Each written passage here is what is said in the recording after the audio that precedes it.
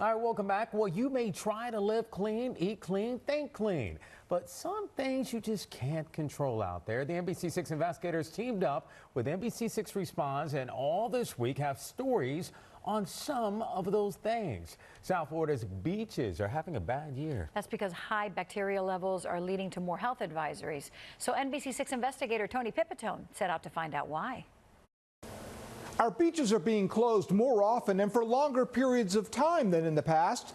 Record temperatures and rising sea levels no doubt play a role, but we went looking into whether human waste is also to blame.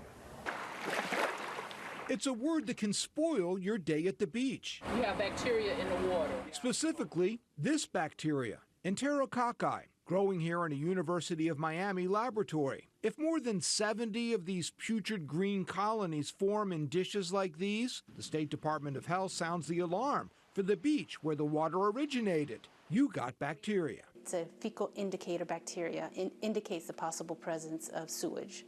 But sewage is not the only source of that bacteria. Dr. Solo Gabriel and others, like the environmental group Miami Waterkeeper, are sampling bay and ocean water to understand why more bacteria is forming more frequently in our waters. The NBC6 investigators analyzed years of swim advisories caused by bacteria and plotted them on this map. The bigger and darker the circle, the more frequent the advisories. And in Miami-Dade, the beaches impacted most share a neighbor, Miami-Dade's Central Wastewater Treatment Plant, recipient of 100 million gallons a day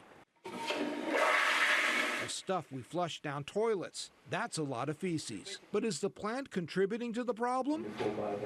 We asked Kevin Linsky, who runs Miami-Dade's Water and Sewer Department. It certainly isn't the plants. The plants themselves are not responsible for this. So why are the beaches dirty? I don't know why they're not meeting state standards. I really don't. It's a mystery. There are many people looking into it, including UM's Dr. Solo Gabriel. We've looked at the relationships between what's going on at the wastewater treatment plant and the levels of bacteria at the beach, and we do not see a correlation. In other words, one is not causing the other, though Miami Waterkeeper notes that's based only on reported leaks or spills. There might be a lot more sewage leaks out there that we don't know about. The one in 2016, for example, leaked for over a year, and we didn't know about it.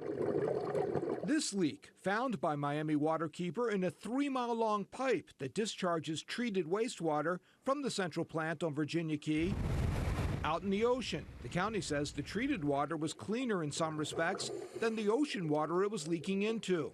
As for what's causing beach advisories near the plant, from what we have observed, we don't believe that it's the wastewater treatment plant. Significant contributors may lie on and fly over the beaches themselves. These bacteria also come from dogs. They also come from birds that are naturally at the beach. And she found bacteria levels can spike after high winds push the waters above the normal water line, mixing in with sand, filled with yucky stuff left behind in some cases by birds like that, and then pushing it back into the water, where bacteria can form more easily.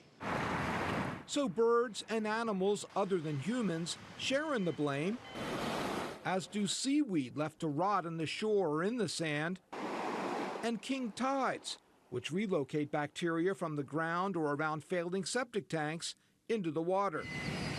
Nature, it turns out, flushes nasty stuff too. Swimming in high levels of bacteria can cause stomach ailments, rashes, and if you have open wounds, worse. But even Dr. Solo Gabriel, the fecal bacteria expert, says she doesn't worry too much about bacteria in the water, that the benefits of a day at the beach can outweigh the risks of at least normal levels. Tony Pipitone, NBC6 Investigator.